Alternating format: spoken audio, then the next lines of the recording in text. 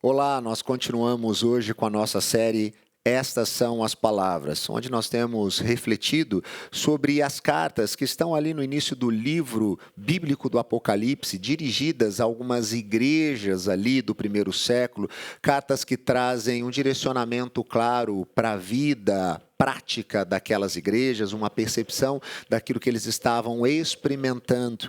Eu gosto sempre de relembrar que o livro de Apocalipse, ele não é uma história de terror para a gente ler e ficar com medo, muito pelo contrário. O livro de Apocalipse é um livro que traz consolo, conforto e alento para os cristãos naquele momento em que eles estavam vivendo uma tremenda perseguição. Então, desde o início do direcionamento a estas igrejas, a ideia é que eles possam perceber um Deus que está no controle de todas as coisas e como que eles podem viver em resposta ao amor que esse Deus tem demonstrado a eles e como isso foi revelado de maneira maravilhosa em Cristo Jesus. E isso é o que traria aqueles cristãos passando por períodos de incerteza, de preocupação, de adversidades, uma confiança plena, que traria a eles, de fato, uma fé sólida para que eles pudessem refletir o caráter de Cristo em tudo aquilo que eles estivessem fazendo. E nós temos, então, em cada uma destas igrejas, um direcionamento aqui daquilo que o próprio Jesus havia trazido, ao apóstolo João e que ele, por sua vez, está escrevendo a essas igrejas, como que essas igrejas estão sendo percebidas em seu relacionamento com o próprio Salvador. E nós podemos, então, nesse momento em que nós temos vivido também incertezas, preocupações, adversidades, por conta de tudo que está acontecendo ao nosso redor, olhar para estas cartas e também trazer aplicações práticas para a nossa vida. Hoje a gente vai falar um pouquinho sobre vivermos para a glória de Deus. E, para tanto, eu queria convidar você a acompanhar comigo a leitura do livro de Apocalipse, no seu capítulo de número 2. A gente vai ler do versículo 8 até o versículo 11. E a carta de hoje, ela é dirigida à igreja que ficava na cidade de Esmirna. E assim nos diz a palavra de Deus. Ao anjo da igreja em Esmirna, escreva: estas são as palavras daquele que é o primeiro e o último, que morreu e tornou a viver. Conheço as suas aflições e a sua pobreza, mas você é rico. Conheço a blasfêmia dos que se dizem judeus, mas não são, sendo antes sinagoga de Satanás. Não tenha medo do que você está prestes a sofrer. Saibam que o diabo lançará algum de vocês na prisão para prová-los e vocês sofrerão perseguição durante 10 dias. Seja fiel até a morte e eu lhe darei a coroa da vida. Aquele que tem ouvidos, ouça o que o Espírito diz às igrejas. O vencedor, de modo algum, sofrerá a segunda morte. Oremos. Deus de graça, que a sua palavra venha como espada penetrante ao nosso coração, nos trazendo sabedoria, sensibilidade, discernimento para compreendermos aquilo que o Senhor quer fazer em nós e através de nós, no nome de Jesus. Amém e amém. Graças a Deus. Quando nós olhamos, então, agora para essa carta escrita para a igreja de Esmirna, é importante a gente conhecer um pouquinho a respeito dessa cidade e sobre essa igreja estabelecida nessa cidade. Esmirna era uma cidade muito bonita, considerada a cidade mais bela ali da Ásia Menor, conhecida como o ornamento, a coroa, a flor da Ásia. Era uma cidade comercial, onde ficava ali um dos principais portos da Ásia. Ela também, a exemplo de outras cidades próximas a ela, era coberta com muitos templos e também com casas muito formosas, por ser uma cidade muito bela e muito rica. Isso também era percebido em toda a sua arquitetura, em todas as suas casas, que demonstravam essa nobreza. Ela era um lugar assim de realeza. Existiam muitas torres, né, que dessa maneira deixavam a cidade muito bonita. Ela tinha uma arquitetura magnífica e diversos templos, como eu disse, dedicado aos mais variados deuses, como Zeus, Apolo, Afrodite e tantos outros. É interessante saber que essa cidade existe, de certa maneira, até hoje, com o nome de Izmir, na Turquia, e tem atualmente cerca de 255 mil habitantes. Todavia, naquele contexto, Esmirna tinha sido fundada há cerca de 1000 anos antes de Cristo, e como uma colônia grega. E por volta do ano 600 antes de Cristo, os lídios a haviam invadido e ela tinha sido completamente destruída. Mas, alguns séculos depois, ela é reconstruída. Por volta do ano 200 antes de Cristo, Lisímaco a reconstrói e faz então dela essa cidade belíssima, maravilhosa, uma das mais belas cidades da Ásia. Então, quando Jesus diz que estivera morto, mas que agora estava vivo, aqueles que habitavam na cidade de Esmirna sabiam exatamente do que ele estava falando, porque essa era de fato uma cidade que havia estado morta e havia revivido. De todas as cidades orientais, Esmirna era conhecida como a cidade mais fiel ao Império Romano. Cícero escreveu certa vez que Esmirna era a aliada mais antiga e mais fiel de Roma. Esmirna tinha também um estádio bastante conhecido, onde eram celebrados todos os anos os Jogos Atléticos, que eram famosos no mundo antigo, e ali os jogadores disputavam a vitória, né, para que recebessem ali uma coroa de louros. Esse é um pouquinho daquilo que acontecia nessa cidade, a quem essa carta é endereçada. E essa carta, ela é encorajadora, e ela vem da parte do próprio Jesus, aquele que é e sempre foi, aquele que escreve, que se direciona a essa igreja. E vale notar que não há um alerta ou uma repreensão a esta igreja. Diferente de outras igrejas, como nós conversamos na semana passada a respeito de Éfeso, que havia ali se entregado à religiosidade, deixado de lado o primeiro amor, e como nós vamos ver nas próximas semanas, algumas questões complicadas que estavam acontecendo em outras igrejas, não há aqui na cidade de Esmirna nenhum direcionamento sobre erros, equívocos, implicações que ela precisava perceber, algo que ela precisava deixar de fazer. Muito pelo contrário, há uma carta aqui de encorajamento e não há um alerta ou uma repreensão a esta igreja. Muito pelo contrário, há aqui uma compaixão a esse povo que está sendo perseguido exatamente por ser fiel a Deus e a sua palavra. Ser cristão, então, naquele tempo, na cidade de Esmirna, era um grande risco, um risco de perseguição, um risco de perder os seus bens, tudo que se tinha, e um risco de se perder a própria vida. Essa igreja, então, pobre, caluniada e perseguida, só recebe elogios de Cristo. A fidelidade até a morte era a marca dessa igreja. Como que eu e você hoje podemos aprender com essa igreja e sermos fiéis, vivendo então para a glória de Deus? É isso que a gente vai seguir a partir dos direcionamentos dessa carta. Primeiro, olhando para o versículo 9, onde nós encontramos: conheço as suas aflições e a sua pobreza, mas você é rico. Conheço a blasfêmia dos que se dizem judeus, mas não são, sendo antes sinagoga de Satanás. E nós percebemos aqui uma visão bem realista da vida aplicada àquela igreja.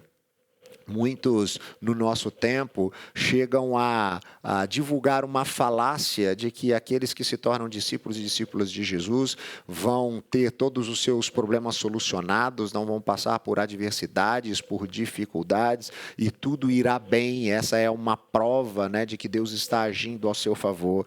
Mas isso não é real, não é isso que nós encontramos na sabedoria bíblica. Nós percebemos os cristãos, discípulos e discípulas de Jesus, desde sempre, enfrentando provações, dificuldades, a exemplo do próprio Mestre, Salvador e Redentor Jesus Cristo, que teve a sua vida tomada e por conta disso nós podemos voltar a esse relacionamento com Deus. E o sofrimento de Jesus é o sofrimento que os cristãos ao longo da história sempre experimentaram.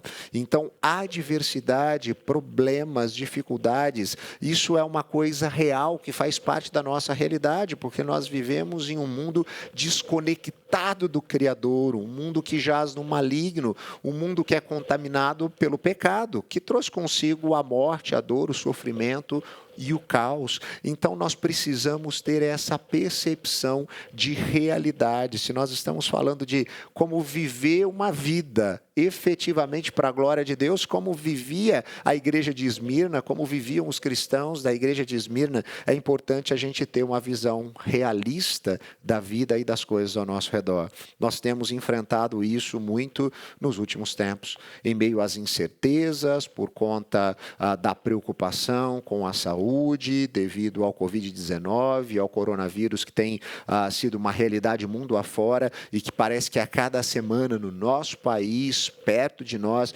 isso fica mais evidente, tem nos assustado e nos preocupado mais. Isso sem falar em outras preocupações, no que diz respeito aos aspectos econômicos, o desemprego, como que a gente vai fazer para cuidar das nossas coisas em meio a esse período de reclusão. E toda essa insegurança, toda essa preocupação, toda essa adversidade nos faz perceber que a vida de fato é assim. Nós vivemos em um mundo instável, que está contaminado pelo pecado, que estabeleceu o caos. Então as coisas, elas não acontecem da maneira como elas foram criadas para acontecer. Deus criou tudo de maneira maravilhosa e perfeita, olhando para tudo aquilo que ele havia feito. Ele disse que tudo era muito bom, mas quando o pecado entra na história da humanidade, ele abala isso e as coisas então passam a experimentar esse caos, essa adversidade, esses problemas, essas incertezas. E nós talvez estejamos hoje,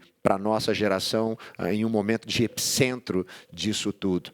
E é importante, então, refletir a respeito de uma igreja que entendia que para viver para a glória de Deus tinha que ter uma visão também muito clara da realidade, que essas adversidades e esses problemas, eles fazem parte do nosso dia a dia.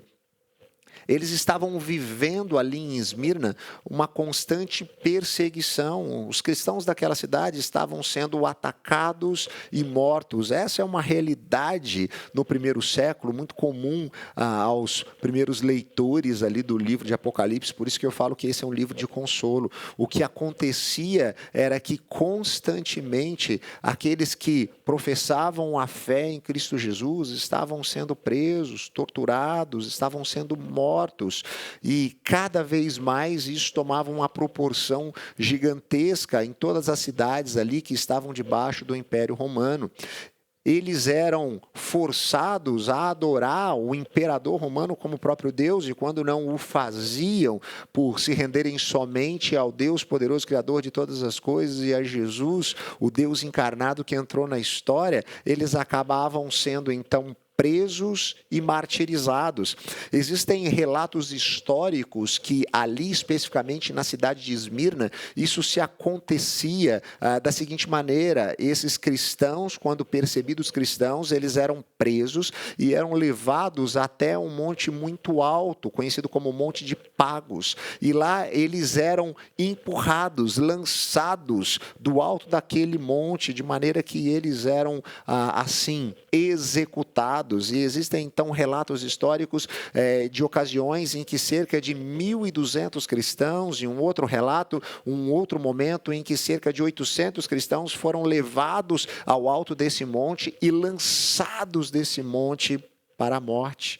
Os cristãos estavam sendo perseguidos e morrendo por conta da sua fé.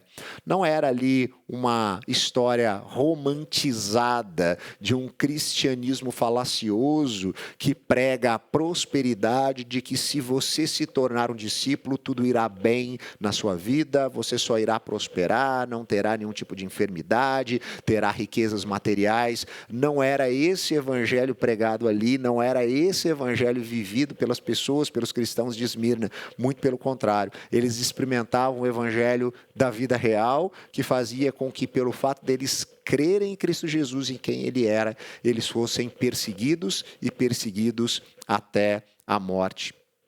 Outra realidade que é dita aqui, que é percebida naquela igreja, é a pobreza. E essa pobreza, ela era um efeito colateral dessa perseguição, dessa tribulação. Os crentes ali daquela igreja, aqueles cristãos, eram, grande parte deles, precedentes de classes pobres, e muitos eram até mesmo escravos. Outro aspecto também é que mesmo aqueles que tinham algum recurso, quando eram reconhecidos como cristãos, eles eram saqueados e tinham os seus bens tomados, e isso acontecia em diversos lugares. A gente tem, por exemplo, relato de coisas assim acontecendo na carta aos Hebreus.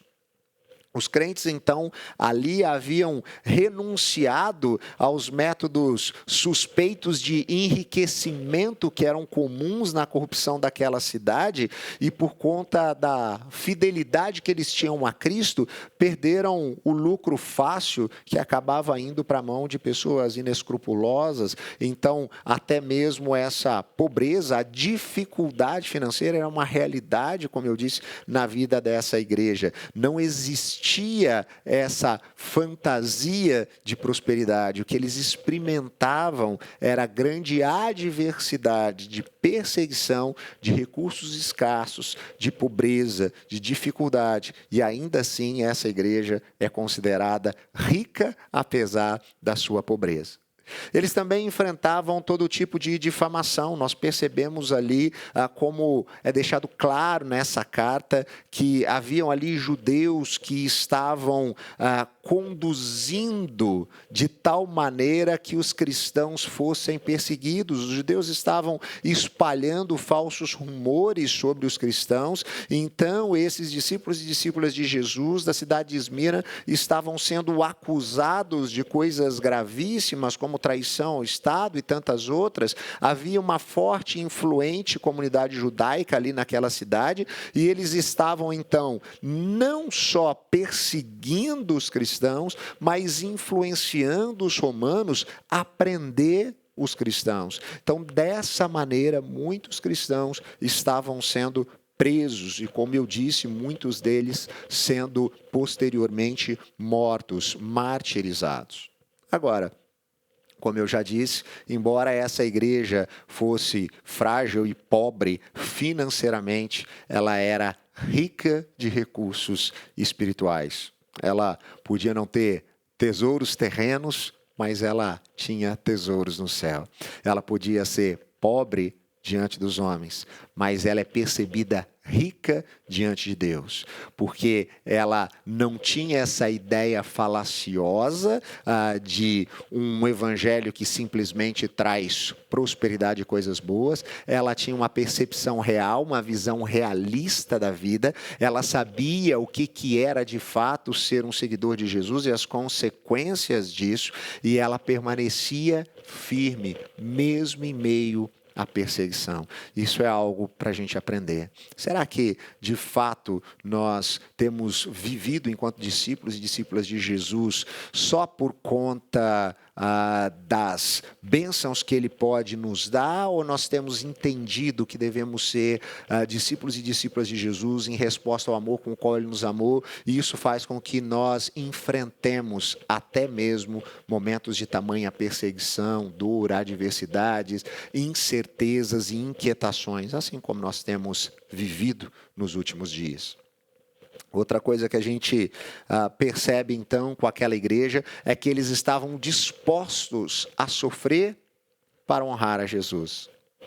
Versículo 10 nós lemos: não tenha medo do que você está prestes a sofrer. Saibam que o diabo lançará alguns de vocês na prisão para prová-los. Vocês sofrerão perseguição durante 10 dias. Seja fiel até a morte, e eu lhe darei a coroa da vida. Esse que é um versículo bastante conhecido em Apocalipse, é então dirigido a essa igreja, e essa igreja então experimenta essa fidelidade, disposta a sofrer para honrar o nome de Jesus. Aqueles cristãos que eram pobres, perseguidos, caluniados, estavam sendo presos, agora estavam sendo encorajados a enfrentar, se necessário fosse, a própria morte. Não é ser fiel até o último dia de vida. A ideia aqui é ser fiel até o ponto de morrer por conta dessa fidelidade. É preferir morrer a ter que negar a Jesus. E eles aprendiam isso do próprio Jesus, que foi obediente até a morte e morte de cruz. E como Jesus foi da morte à coroa, como ele foi entronizado após a sua morte, com o nome que está sobre todo nome, essa igreja aqui também experimentava isso, era a mesma linha traçada para Esmirna: ser fiel até a morte, pois eu vou dar a você a coroa da vida. Essa era a esperança que eles tinham, e eles estavam então dispostos a sofrer para honrar a Jesus. Reverendo Hernandes Dias Lopes, falando especificamente sobre a carta à igreja de Esmirna, ele diz: a cidade de Esmirna era fiel a Roma, mas os crentes aqui dessa cidade são chamados a serem fiéis a Jesus. A cidade de Esmirna tinha a pretensão de ser a primeira, mas Jesus diz: eu sou o primeiro e o último. Nós somos chamados a sermos fiéis até as últimas consequências, mesmo num contexto de hostilidade e perseguição. E é exatamente isso que essa igreja e os cristãos dessa igreja estavam fazendo. Vivendo a fidelidade, mesmo em meio à perseguição. Dispostos a sofrer para honrar a Jesus. E isso nós percebemos em todas as Escrituras. Com o apóstolo Paulo, nós podemos relembrar da carta a Timóteo, da segunda carta a Timóteo, quando ele afirma que todo aquele que quiser viver piedosamente em Cristo será perseguido.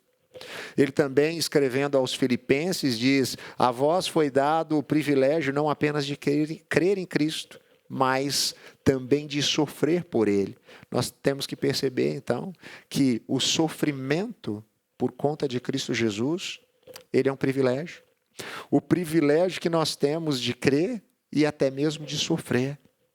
Porque assim como o nosso mestre sofreu, nós também podemos enfrentar perseguição e sofrimento por sermos seus discípulos.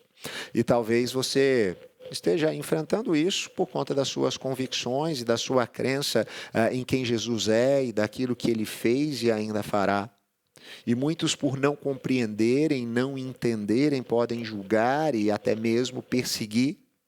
E aqui a ideia não é de nós nos voltarmos contra essas pessoas, mas entendermos que até mesmo esse sofrimento faz parte do nosso crescimento, daquilo que Deus quer fazer em nós, daquilo que Ele quer fazer através de nós. Que nós possamos então ter a convicção de que essa é uma realidade e que nós possamos estar dispostos a ir até o fim. Certa vez, Dietrich Bonhoeffer, teólogo alemão que foi morto em um campo de concentração durante a Segunda Guerra, escreveu que o sofrimento é o sinal do verdadeiro cristão. Um cristão de verdade, ele experimenta o sofrimento, porque isso é uma realidade da vida. Não é, como eu já disse, essa ideia falaciosa e fantasiosa de que ser cristão é viver prosperamente a ausência do sofrimento. Ser cristão é experimentar o sofrimento, porque ele é o megafone de Deus, como já disse também o escritor irlandês C.S. Lewis, para se comunicar com o mundo, e esse sofrimento é o que muitas vezes nos amadurece, nos cresce, nos testa, nos prova e nos leva para o lugar onde Deus quer que nós estejamos. Então, que nós possamos passar pela adversidade, pelo sofrimento, seja ele de qual origem, de qual fonte for, certos de que Deus está no controle de todas as coisas e que é Ele que nos sustenta, e com alegria plena em nosso coração, convicção de que Jesus está conosco em todo o tempo e que Ele não nos abandona, e que nós possamos ser fiéis até a morte, sabendo que Ele está no controle. E aí, quando nós chegamos no versículo 10, aquele que tem ouvidos, ouça o que o Espírito diz às igrejas: o vencedor, de modo algum, sofrerá a segunda morte. E aqui ele está falando de uma morte eterna, de viver para sempre distante do lugar para o qual nós fomos criados para viver, a presença do Criador de todas as coisas. Aquele que é fiel, então, ele não experimentará essa segunda morte, porque afinal de contas, ele viverá plenamente, eternamente, diante do seu Criador e do seu Redentor. Essa é a esperança que nós temos, que ainda que experimentemos perseguições, adversidades, dificuldades aqui na história, quando os nossos olhos se fecharem para a história, se abrirão para a eternidade, Jesus enxugará de nossos olhos toda a lágrima e nós estaremos junto com Ele, onde não haverá mais dor, nem choro, nem tristeza e nem lágrima. Nós percebemos então que Jesus é aquele que está no controle e nós podemos viver uma vida para a glória de Deus em todos os nossos passos e atitudes por conta dessa convicção. Jesus conhece exatamente quem nós somos, Ele sabe tudo o que acontece conosco, Ele conhece as nossas dificuldades em todos os aspectos, em todas as esferas. Isso nos traz consolo e alento, porque Ele se preocupa conosco integralmente. Ele se preocupa, sim, com a nossa espiritualidade, e onde nós vamos passar a eternidade, por isso Ele deu a sua vida por nós, mas Ele se preocupa conosco na história, com a nossa vida física, com aquilo que nós estamos sofrendo em nossos corpos. Ele se preocupa com as nossas emoções, com o nosso coração, com a nossa mente. E Ele está cuidando de nós, Ele está direcionando a nossa vida a partir desse conhecimento, dizendo inclusive que não sobrevirão a nós nenhum tipo de provação que seja além daquilo que nós podemos suportar. Jesus, então, permite esse sofrimento com um propósito. A prova traz amadurecimento, ela nos traz crescimento. E o que Ele quer para nós, o seu propósito para a nossa vida é exatamente esse. Que nós possamos caminhar à direção dessa plenitude, que nós possamos caminhar na direção dessa maturação. Jesus é aquele quem dirige a nossa vida. Isso nos faz relembrar de que o mundo não está desordenado, e eu tenho tentado relembrar isso constantemente ao longo desses últimos dias. O fato dos nossos planos não poderem estar sendo colocados em prática não significa que o mundo está fora de controle e desordenado. O mundo continua debaixo do controle de quem sempre esteve. Deus está no controle de todas as coisas. Jesus é aquele que tem as rédeas que regem o universo. E isso deve trazer paz, tranquilidade ao nosso coração, uma paz que excede o entendimento e a razão. Saber que Jesus está no controle de todas as coisas nos leva a viver para a glória de Deus. Jesus passou vitoriosamente pelo caminho do sofrimento que também nos atinge. E por isso, a promessa que Ele nos traz aqui, né, de que a esses fiéis Ele dará a coroa da vida, isso nos fortalece, isso enche o nosso coração de esperança, é isso que nos mantém a sanidade e a alegria e a paz, mesmo em meio a tamanha adversidade, insegurança e incerteza. Talvez você esteja vivendo, depois de tantos dias de reclusão, de quarentena, preocupado, tenso com tantas questões, com a questão da saúde, com as questões econômicas e financeiras, e até mesmo a sua sanidade, por conta dessas preocupações, tem ficado abalada. Aqui, Jesus está nos trazendo a certeza de que Ele está no controle, e isso é para acalentar o nosso coração e para nos trazer a certeza da vitória. E como nós conhecemos o fim da história, nós já temos esses spoilers, nós sabemos que Jesus já venceu o pecado, a morte, o mundo e o inimigo de nossas almas. Nesse sentido, nós podemos simplesmente confiar. Que essa certeza seja aquilo que nos move a cada manhã, no momento em que nós acordarmos e levantarmos, possamos ter essa convicção, essa certeza de que a vitória já foi conquistada, porque Jesus morreu na cruz e ressuscitou ao terceiro dia. Aquele que experimentou o sofrimento teve também o seu nome agora acima de todo o nome. A coroa está sobre ele, a coroa da vitória. E nós podemos experimentar isso, essa mesma coroa. Assim como aqueles que viviam no primeiro século na cidade de Esmirna e acostumado com aquele grande estádio, com as grandes competições esportivas, entendiam que o vencedor recebia aquela coroa de louros. Eles agora podiam ter certeza que eles também experimentariam uma coroa, mas uma coroa muito mais maravilhosa, a coroa da vida que ecoa para sempre, da vida eterna. Nesse sentido, a pergunta que fica é: nós temos vivido de fato para a glória de Deus? Todas as nossas ações, as nossas atitudes, mesmo em meio a tempo de perseguição e sofrimento, têm sido de fato para a glória de Deus? Aquela igreja não tinha uma ilusão sobre o que é ser um discípulo, uma discípula de Jesus. Eles sabiam e enfrentavam, experimentavam na pele o que era a perseguição, o problema, a adversidade. Nós, aqui na realidade do nosso país, ainda não experimentamos isso, que é pagar com a vida por sermos discípulos e discípulas de Jesus. Mas nós experimentamos outros tipos de adversidades, problemas, desventuras, sofrimento, e a própria situação do mundo em que nós vivemos, ela é uma situação de incerteza. Em meio a essa situação, nós temos vivido ainda assim para a glória de Deus, certos de que Jesus está no controle de todas as coisas. Que em meio às provas, adversidades e o sofrimento, nós possamos lembrar dessa promessa, que Jesus é aquele que nos dará a coroa da vida. Eu quero orar por você nesse momento. Deus de graça, que o Senhor traga à nossa mente, ao nosso coração, essa consciência, a certeza de que Jesus está no controle de todas as coisas, mesmo em meio às incertezas e adversidades. Que nós possamos manter a nossa fé, que nós possamos manter a nossa sanidade nesses tempos maus.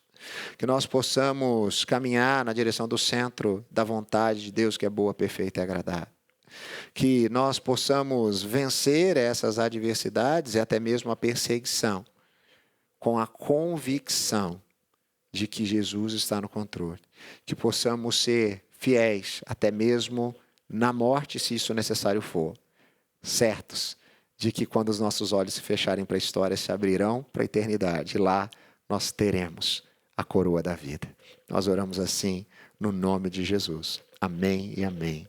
Graças a Deus.